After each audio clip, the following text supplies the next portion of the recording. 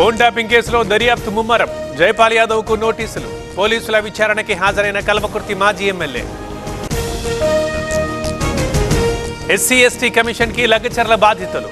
వారితో కలిసి వచ్చిన బీఆర్ఎస్ నేతలు. పోలీసుల దాడిపై కమిషన్కి ఫిర్యాదు. బీఆర్ఎస్లో చేరిన వివిధ పార్టీల నేతలు. రాజేంద్రనగర్ నియోజకవర్గం నుంచి చేరికలు. కండువా కప్పి ఆహ్వానించిన కేటీఆర్. రాజకీయ విమర్శల కోసం మూసీకి వెళ్లడం తగదు. 3 నెలల పాటు అక్కడే ఉండాలి. బీజేపీ నేతలకు బల్మూరి వెంకట్ కౌంటర్. ఒక్కరోజు కాదు, కిషన్ రెడ్డి 3 నెలలు మూసీలో పర్యటించాలి. మూసీ ప్రక్షాళనకు నిధులు తీసుకురావాలి. బీఆర్ఎస్ బీజేపీల మధ్య దోస్తీ ఉందన్న అనిల్ కుమార్ రెడ్డి.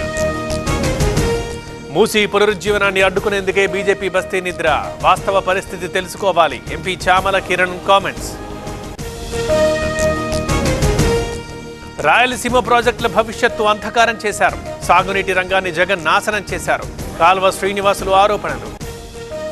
మెడికవర్ తో మీ మాతృత్వ కలలను సాకారం చేసుకోండి. ఇప్పుడు IOI పై 50%, IVF పై 20,000 తగ్గింపు మరియు పొందండి ఉచిత కన్సల్టేషన్ తో పాటు free ultrasound scanning.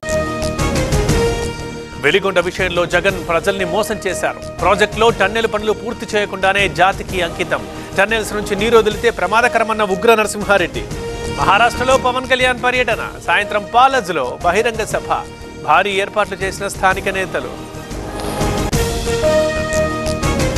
Nara Rammurthy Naidu ఆరోగ్యం విషమం.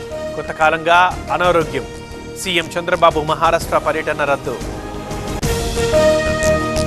బాసర రైల్వే స్టేషన్లో కొనసాగుతున్న అరెస్టు. ప్రతి రైలుని క్షుణ్ణంగా పరిశీలిస్తున్న పోలీసులు. అనుమానితుల్ని అదుపులోకి తీసుకుంటున్న పోలీసులు.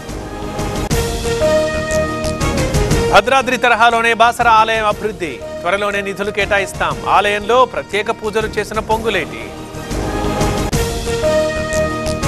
పులివెందుల నియోజకవర్గంలో పలువురికి నోటీసులు. ఎంపీ అవినాష్ రెడ్డి పిఏ రాఘవరెడ్డి ఇంటికి search warrant. YCP social media coordinator వివేకానందకి 41A నోటీస్. భద్రాద్రి కొత్తగూడెం జిల్లాలో ఆందోళన. ఇళ్ల స్థలాల కోసం పరదాలు వేసుకున్న గిరిజనులు. అటవీ భూములు ఆక్రమించారంటూ పీకేసిన ఫారెస్ట్ అధికారులు. తిరుమలలో అగ్ని ప్రమాదం. బాబ్ క్వార్టర్స్ దగ్గర షార్ట్ సర్క్యూట్. 3 షెడ్లు దగ్ధం.